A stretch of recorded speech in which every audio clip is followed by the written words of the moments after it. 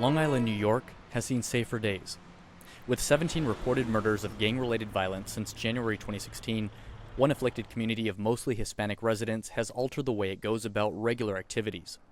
Among them, high school students like Natalia Osorio, who heeds her parents' advice whenever she sees members of the royal blue-clad gang known as La Mara Salvatrucha, MS-13. I walk to school, so they just always tell me to be careful and not talk to anybody.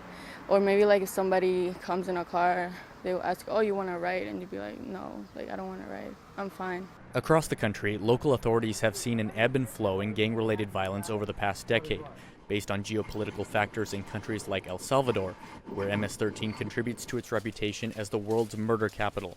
Paul Licori, director of Maryland's Montgomery County Special Investigations Division, said areas with heavy concentrations of Central Americans are often easy targets for extortion. The gang knows what has worked in those countries. It knows its reputation is going to really have an impact here in those enclaves where you have Central American or El Salvadoran communities.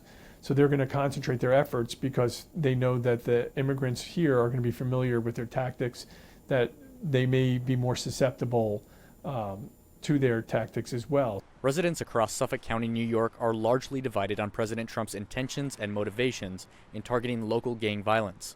Supporters say federal intervention is overdue. The MS-13 gang has been wreaking havoc in Suffolk County, and it's about time somebody on a national level came in and did something about it, since the local government can't do anything. But others worry that targeting gang members could be a facade for a more extensive crackdown on the undocumented community. I imagine he does intend to deport the bad guys, and that's good that he targets them.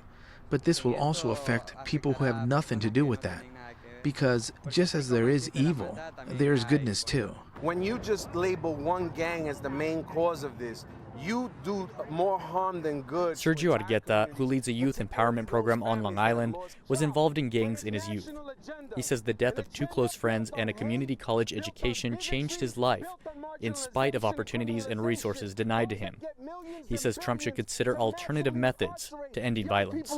If he really wants to eradicate or end gang violence as he says he wants to do, what he needs to do is provide good educational opportunities, good health care, good housing, making sure young people aren't criminalized but they feel safe and secure in their communities, which is everything that he is not currently doing. Argueta says ending the cycle of violence begins with both sides of the aisle, putting partisan politics aside.